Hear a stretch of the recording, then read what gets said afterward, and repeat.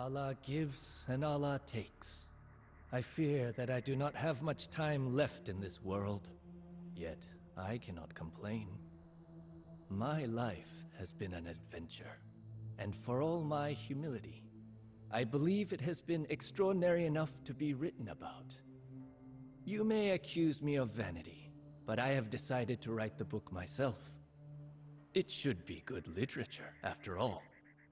I dined with fine emirs and caroused with simple peasants on moonlit steppes. I waged wars and sat on thrones, only to lose them again. And it all began in the maelstrom of intrigue and bloody skirmishes that was my beloved Transoxiana, the melting pot of Persian high culture and nomadic traditions. To the east of Samarkand, my father ruled the fertile slopes of the Fergana Valley. Like all heirs of Tamerlane, he was a proud Timurid who sought to imitate his great ancestor. Unfortunately, Allah had not blessed him with a knack for warfare. After a few humiliating defeats, he decided to devote himself to his other passions: eating, drinking, and rearing pigeons. One day, as my father was climbing the stairs to check on his birds, Allah, in his infinite wisdom, decided that this model of gluttony had waffled on the earth for long enough. Halfway up to the dovecote, the stairs collapsed under him, and he fell to his death. And that is how I, Batur, came to be Lord of the Fergana Valley. Yet, like all transitions of power in our culture, it was not to be a peaceful one. Thanks to my dear mother, Kutluk, my Beys agreed not to abandon what surely appeared to be a dynasty in shambles. But my devious uncles were another matter. At that time, I was just a 14-year-old boy with nothing to my name, and my uncles, who had long desired the Fergana Valley, thought that my inheritance was ripe for the taking. On a moonless autumn night, we overcame the walls of Samarkand. The city's merchants and dignitaries were thrilled to receive me, and praised my sense of justice, as they had heard that I did not tolerate looting among my soldiers.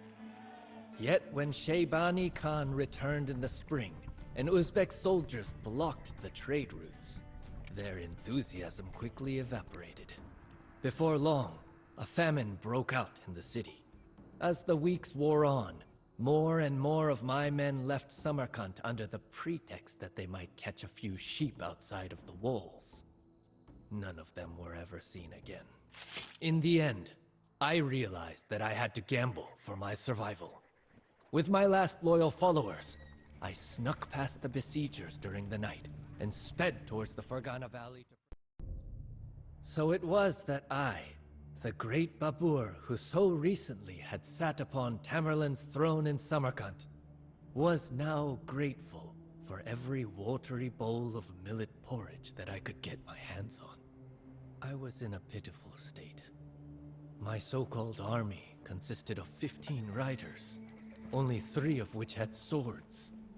Hungry and battered, we spent the nights in the wild, and my mother slept in our only remaining weatherproof tent.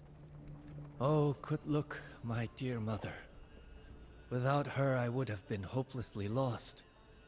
Brave and indomitable, more skilled with her bow than any of my soldiers. She was a Mongolian princess sprung from the old tales. I am not ashamed to admit that I often cried myself to sleep in her arms in those awful days. She would tell me the legends of Genghis Khan and Tamerlane, and the painful setbacks that they had to endure before their days of greatness finally came. Just as they would for me. My mother turned out to be right. After 3 years of hardship, a messenger arrived from distant Herat. My uncle, Hussein Baikara, the last reigning Timurid, sought a capable commander to lead the city's defense against the Uzbeks, who were now hovering around Herat like vultures. It was an opportunity that I could not pass up.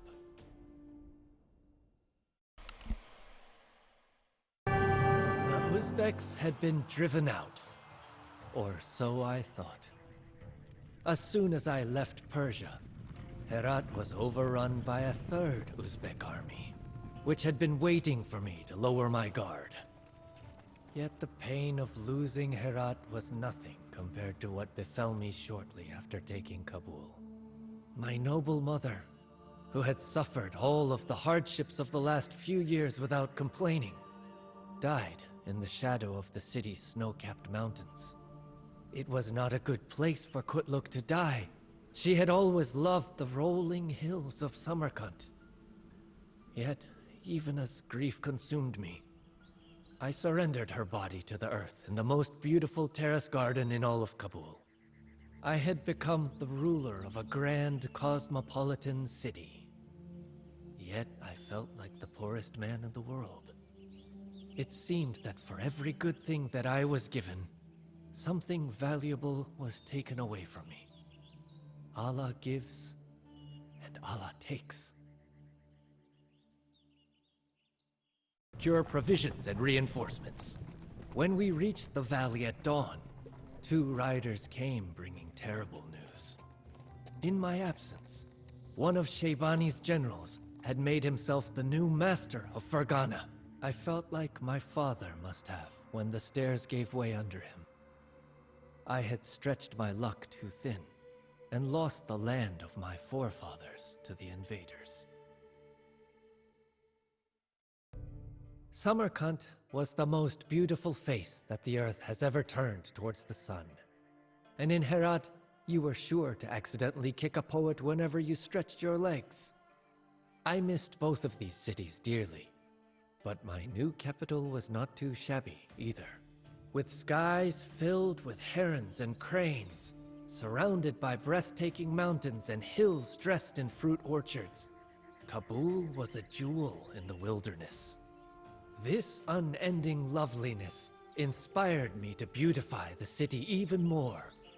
New palaces were erected and mosques established.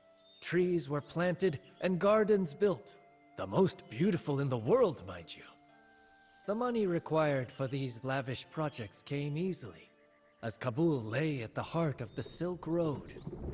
And the trade caravans from northern India brought not only sweets and aromatic roots, but also interesting news. The Indian city-states beyond the mountains were still recovering from Tamerlane's invasion 100 years earlier.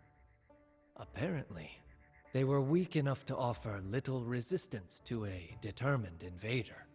I had to get to the bottom of these rumors, so I organized an expedition to Hindustan. And since you can always combine the useful with the pleasant, I decided to carry out the expedition as a raid. For all the coin, diamonds, and rubies that my men presented to me, these spoils were merely the promise of something far greater.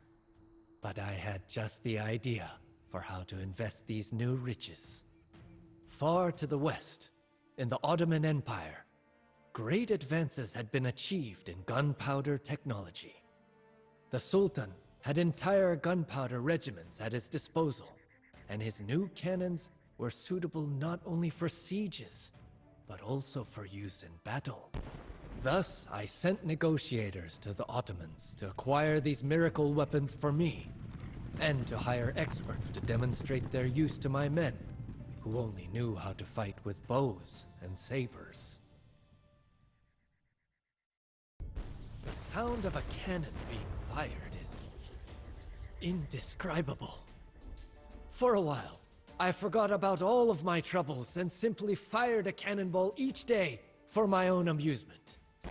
Hearing of my new toys, my relatives began pleading for me to retake Transoxiana from the Uzbeks, even awarding me the title Padshah, Great King.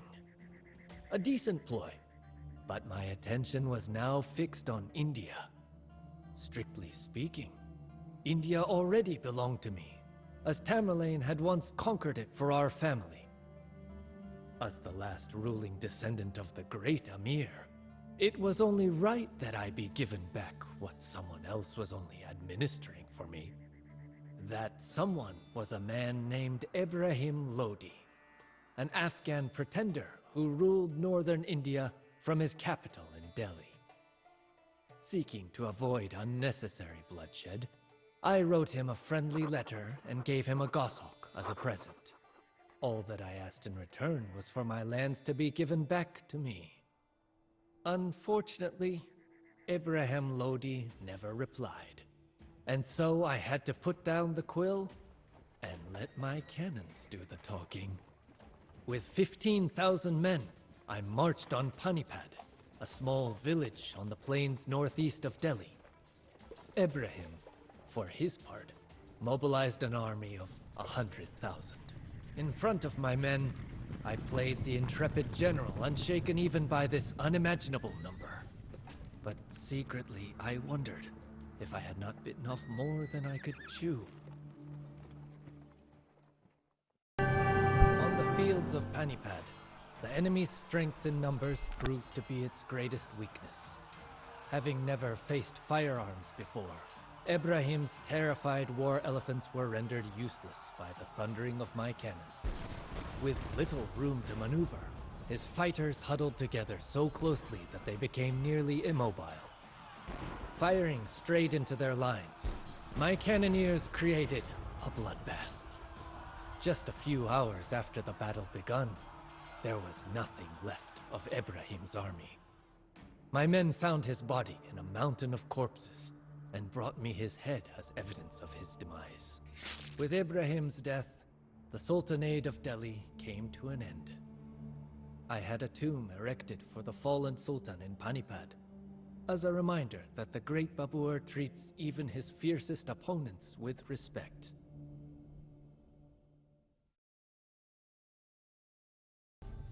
Having established myself as the new ruler of northern India, I set out to explore my new realm. But wherever I went, I experienced only shock and disappointment. The people here lacked all good manners and never paid their taxes on time.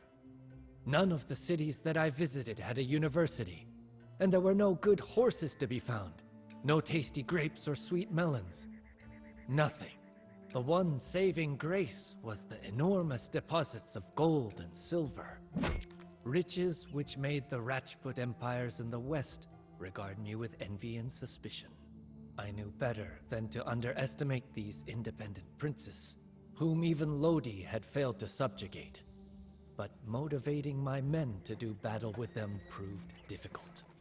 Many of the soldiers who had traveled with me from Kabul were disappointed that our campaign had not ended with a traditional Timurid pillaging. Like a sword that had seen too many battles, their loyalty had been blunted. I had to use all of my eloquence to convince them to stay. In a humbling act of sacrifice, symbolic of what I now asked of my followers, I publicly spilled a whole batch of Afghan wine that I had been looking forward to for months. My men were moved to tears when I announced that I would never again drink wine, for they knew very well how devoted I was to such worldly pleasures. When I asked Allah for his blessing, my soldiers held up their weapons in assent. With my warriors' loyalty sharpened, I began preparing for war. With the Rajput alliance crushed, there was no one left who dared challenge me. A grand feast was held to celebrate my victory. Everyone who had stood by my side on my arduous path to power received an invitation, as did, of course, all of the descendants of Genghis Khan and Tamerlane. 40,000 guests accepted the invitation, including princes from Persia, veterans from Kashmir, and even commoners who had done me a favor in one way or another. Yet what pleased me most was the arrival of about 100 Afghan peasants from Transoxiana who had given me shelter during my days in the wilderness. I had never forgotten the bravery of these common shepherds, and they, evidently, had not forgotten me either. While I laughed at the follies of my fellow commanders and danced to my heart's content with the cheerful peasants, It was all just for show. On the inside, I remain a stranger, alone in a foreign land.